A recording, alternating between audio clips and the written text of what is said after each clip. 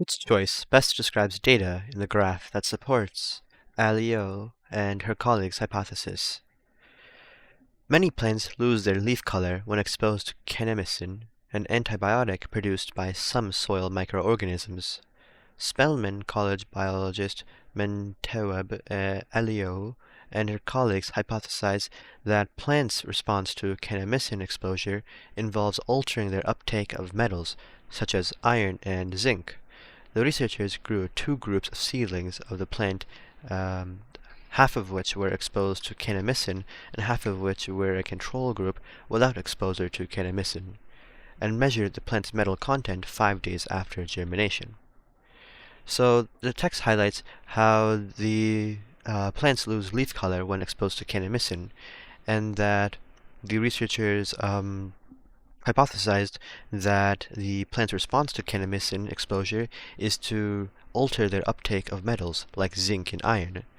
So the researchers tested this by growing two groups of the seedlings of a plant and exposing one group to kanamycin and the other group, the control group, without exposure to kanamycin.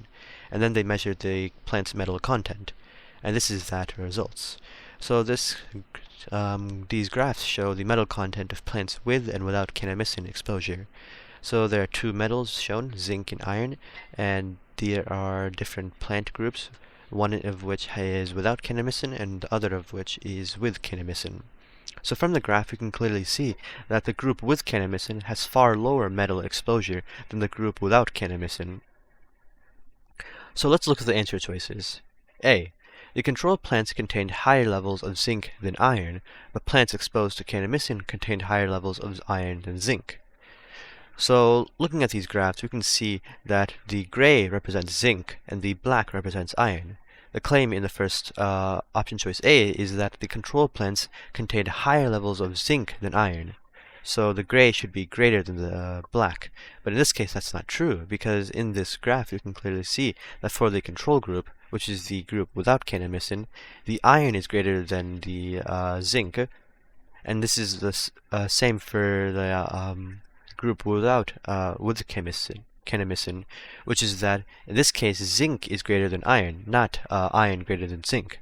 Therefore, because A doesn't properly use information from the graph, we can eliminate option choice A. B. Both groups of plants contain more than 200 parts per million of both iron and zinc. So this is incorrect because although this is true that both groups contained more than 200 parts per million of both iron and zinc, this doesn't support the hypothesis, which is that the exposure to kanamycin alters the uptake of metals. So because it doesn't show any contrast between the uptake of metals between these two groups, we can eliminate option choice B. C. Zinc levels were around 300 parts per million in the control plants, but nearly 400 parts per million in the plants exposed to kanamycin. So looking at this graph, you can see the group without kanamycin had a roughly 400 parts per million. The group with kanamycin had 300 parts per million. So option choice C is wrong because the control groups had 400 parts per million, not 300 parts per million, and the group with exposure to kanamycin had 300 parts per million, not 400. So like A, option choice C uses incorrect information. D. The plants exposed to kanamycin showed lower levels of iron and zinc than the control plants did. So this is the correct answer because this properly supports the researcher's hypothesis, which is that the exposure to kanamycin alters the uptake of metals. And this also uses proper information from the graph because we can clearly see that the group with kanamycin had far less metal intake than the group without kanamycin. Therefore, the correct answer is D.